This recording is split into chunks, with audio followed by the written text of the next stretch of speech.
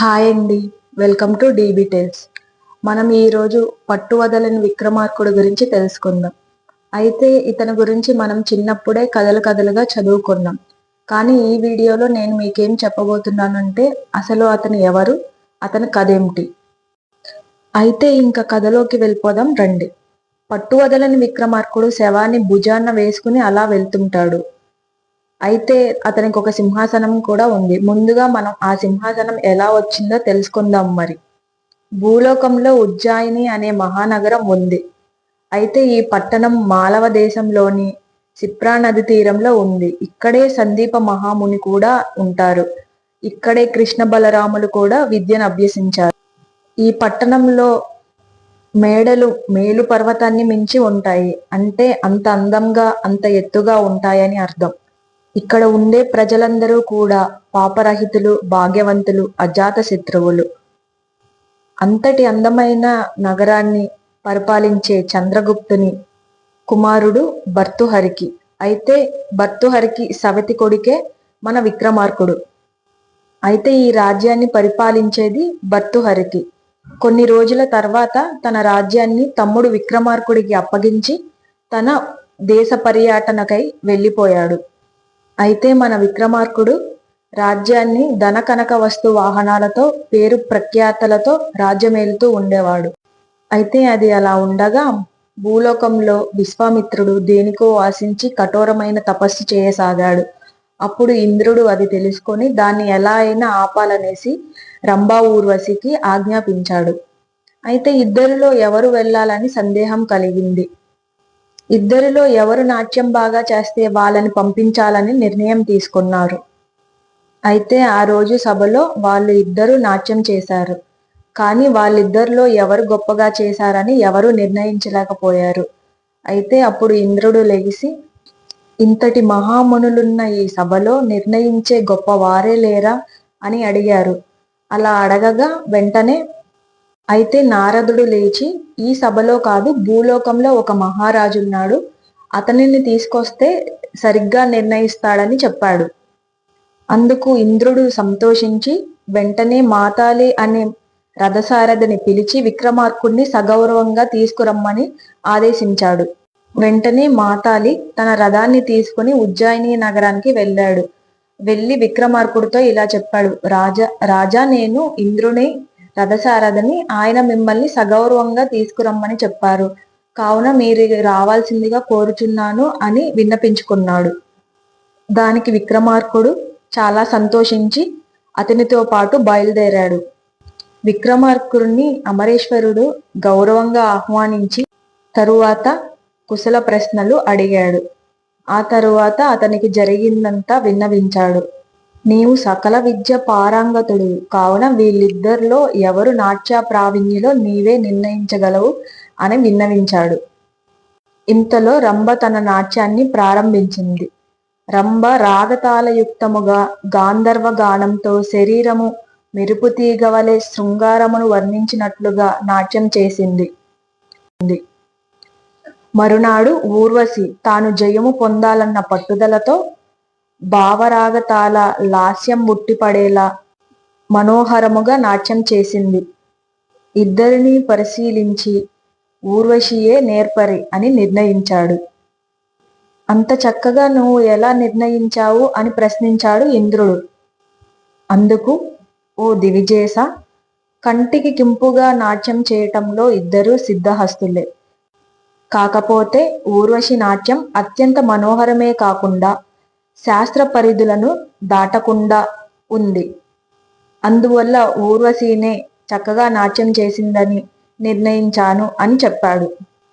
అప్పుడు ఇంద్రుడు అతని మేధాశక్తికి మెచ్చి అతనికి దివ్య ఆభరణాలతో పాటు మణిరత్నాలున్న సింహాసనాన్ని కూడా కానుకగా ఇచ్చాడు. ఆ సింహాసనానికి అటు 16 ఇటు 16 మొత్తం 32 బంగారు అందమైన బొమ్మలున్నాయి. వాటిని సాలబంజికలు అంటారు. ఈ విధంగా విక్రమార్కుడికి సింహాసనం లభించింది. విక్రమార్కుడికి శివుడు వరం ఒకటి ఉంది. అయితే దాని గురించి మాట్లాడుకుందాం. భర్తృహరికి విక్రమార్కుడు సవితి తమ్ముడు అని చెప్పుకున్నాం కదా. అయితే ఒకరోజు భర్తృహరి విక్రమార్కుణ్ణి పిలిచి, తమ్ముడా, మన తండ్రి సూర్యుని గురించి తపస్సు చేశాడు. అప్పుడు సూర్యుడు మన తండ్రికి కొడుకులా జన్మిస్తానని వరమిచ్చాడు. ఆ వరం వల్ల పుట్టిన సూర్యునివే నువ్వు. కావున సర్వలక్షణ సంపన్నుడువై బుద్ధిమంతుడైన భట్టుని మంత్రిగా చేసుకొని రాజ్యభారాన్ని వహించు. ప్రజారంజకమైన పరిపాలన గావించు. నేను రాజ్యం త్యాగం చేసి దేశాంతరం వెళ్ళిపోతున్నాను అని చెప్పి అతని అన్నయ్య వెళ్ళిపోయాడు. తర్వాత విక్రమార్కుడు రాజ్యాన్ని చక్కగా పరిపాలిస్తున్నాడు. అయితే అది అలా ఉండగా కొన్ని రోజుల తర్వాత విక్రమార్కుడు శివుని గురించి తపస్సు చేశాడు. అప్పుడు శివుడు ప్రత్యక్షమై వరం కోరుకోమన్నాడు. అందుకు మన విక్రమార్కుడు మరణమనేదే లేకుండా ఉండే వరమియ్యమని అడిగాడు. అందుకు శివుడు ఇలా అన్నాడు, ఓ రాజా, మానవ జన్మ ఎత్తాక చావు రాకుండా ఉండడం అసాధ్యం. పుట్టిన ప్రతి ప్రాణికి మరణం తప్పదు. కావున నీవు మరో ఏదైనా వరం ఉంటే కోరుకో అని అన్నాడు. అందుకు విక్రమార్కుడు తెలివిగా ఆలోచించి ఇలా అన్నాడు, సరిగ్గా 1 సంవత్సరం దాటి 1 రోజు మాత్రమే వయసు గల అమ్మాయికి పుట్టిన కొడుకు వలన నాకు మరణం సంభవించాలి అని వరమేమని కోరాడు. అయితే దానికి శివుడు సరే తదాస్తు అని వరమిచ్చి, ఇంక నువ్వు 1000 ఏళ్ళు రాజ్య సుఖం అనుభవించగలవు అని దీవించి మాయమైపోయాడు. తన తపస్సు ఫలించినందుకు సంతోషించి రాజ్యానికి తిరిగి వెళ్తున్నాడు తన మంత్రితో కలిసి. వెళ్ళేటప్పుడు మంత్రితో జరిగిందంతా చెప్పాడు. అది విన్న బట్టి చాలా తెలివిగలవాడు కావటంతో మరొక ఉపాయం చెప్పాడు. అది ఎలా అంటే, రాజా, నీకు భగవంతుడు 1000 ఏళ్ళు బ్రతకమని వరమిచ్చాడు కదా. పైగా నీకు కూడా చాలా కాలం బ్రతకాలన్న కోరిక ఉంది కదా. కనుక 1 సంవత్సరంలో 6 నెలలు నీవు రాజ్య పరిపాలన చెయ్యి. మిగిలిన 6 నెలలు దేశ పర్యటన చేయి. అలా కాలం గడిపితే శివుడు నీకిచ్చిన ఆయుర్దాయం రెట్టింపవుతుంది. అందువలన నీవు 2000 సంవత్సరాలు బ్రతకవచ్చు అని చెప్పాడు.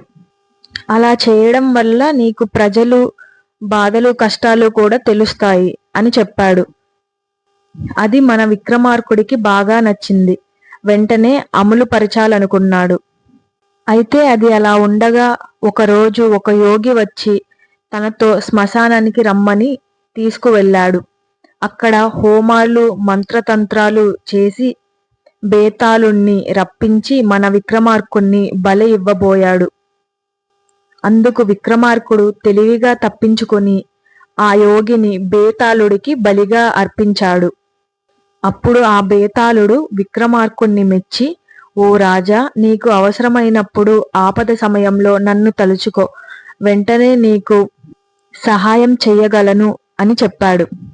నీకు అష్టసిద్ధులు లభించుగాక అని దీవించి మాయమైపోయాడు. అయితే మన విక్రమార్కుడికి శివుడు వరం ఎలా వచ్చిందో చెప్పుకున్నాం కదా. ఇప్పుడు విక్రమార్కుడి మరణం ఎలా సంభవించిందో తెలుసుకుందాం. జీవితం ఎప్పుడూ ఒకేలా ఉండదు. దారి పొడవునా పూలు ముళ్ళు ఉంటూనే ఉంటాయి. వేలకు వేల సంవత్సరాలు రాజ్య పరిపాలన చేసిన విక్రమార్కుని రాజ్యంలో కూడా కాలచక్రంలో క్రమక్రమంగా అపశకనాలు కనపడసాగాయి. వాటిని చూసి రాజు చింతాక్రాంతుడై మంత్రిని పిలిచి కారణం ఏమిటని అడిగాడు. అందుకు మంత్రి ఇలా అన్నాడు, రాజా, మేడ మీద కాకులు గుడ్లగూబలు చేరి అరుస్తున్నాయి. గుర్రములు కూడా ఏడుస్తున్నాయి. నాకెందుకో అపశకునంగా అనిపిస్తుంది. ఏదో కీడు వస్తుంది అని భయంగా ఉంది అని చెప్పాడు. అందుకు విక్రమార్కుడు నవ్వి, పూర్వము నాకు పరమశివుడు ఇచ్చిన వరం గుర్తులేదా?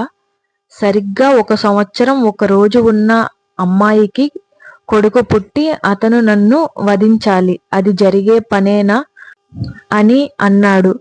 దానికి బట్టి, మహారాజా, మీరు పొరపాటు పడుతున్నారు. అది శివుడు ఇచ్చిన వరం.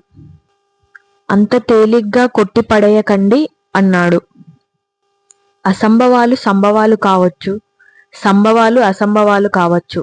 ఇది ఈశ్వరేచ్ఛ. ఒకప్పుడు ఉగ్ర నరసింహుడు ఉక్కు స్తంభములో ప్రత్యక్షం అవలేదా? 1 కాదు, 2 కాదు, 3 కాదు, 4 కాదు, 5 ముఖములు గల వారెవ్వరితోనూ చావురాని తారకాసుణ్ణి షణ్ముఖుడు చంపలేదా? రావణుణ్ణి వానరులు చంపలేదా? కనుక రాజా, అట్టి బాలుడు పుట్టవచ్చు అని నాకు నమ్మకంగా ఉంది అని చెప్పాడు. అప్పుడు విక్రమార్కుడు తనకి పని చక్కగా చెయ్యగల సమర్థుడు ఎవరు అని ఆలోచించి బేతాళుడిని పిలిచాడు. బేతాళుడికి జరిగిందంతా చెప్పాడు. అతను అది తెలుసుకుని వెంటనే మాయమై స్వర్గమస్త పాతాళ లోకాలని గాలించడానికి వెళ్ళిపోయాడు. అయితే అతను అన్ని లోకాలు చుట్టి వచ్చి, మహారాజా, మీ ఆజ్ఞ ప్రకారం ముల్లోకాలు చుట్టి వచ్చాను. అయితే నాకు మార్గ మధ్యంలో ఒక వింత కనిపించింది. ఓ కుమ్మరివాని ఇంటి ముందు ఒక చిన్నదాని పక్కన ఒక చిన్న పిల్లవాడు కూర్చొని ఉన్నాడు. వాడు మట్టితో చేసిన సైన్యంతో ఆడుకుంటున్నాడు. అక్కడే కూర్చుని ఉన్న విప్రునితో మాట కలిపి, ఈ బాలుడు ఎవరు అని అడిగాను. అందుకు ఆ విప్రుడు, వీడు నా మనుమడు. ఇదిగో ఈమె వాడి తల్లి. ఈమెకు సరిగ్గా 1 సంవత్సరం మీద 1 రోజు వయసు అని చెప్పి, ఈమెకు నాగేంద్రుని కృప వలన వీడు జన్మించాడు అని చెప్పాడు. కనుక నీ రాజ్యభోగాలు నీవిగా ఉండాలంటే నీవు మృత్యువుని జయించాలి అని చెప్పి మాయమయ్యాడు. అదంతా విన్న విక్రమార్కుడి గుండెల్లో రాయి పడింది. వెంటనే భట్టిని పిలిచి రాజ్యభారాన్ని తనకి అప్పగించి చతురంగ బలాన్ని వెంట వేసుకొని ప్రతిస్థానపురానికి ప్రయాణం. ఇంతలో అతని సైన్యం వెళ్ళి ఆ బాలుడిని యుద్ధానికి ప్రేరేపించారు. ఇంతకీ ఆ బాలుడు పేరు శాలివాహనుడు. అతనికి నాగేంద్రుడు మంత్రశక్తి వలన నాగులు, గుర్రములు, రథములు, భటులు అందరూ యుద్ధానికి తరలి వచ్చారు.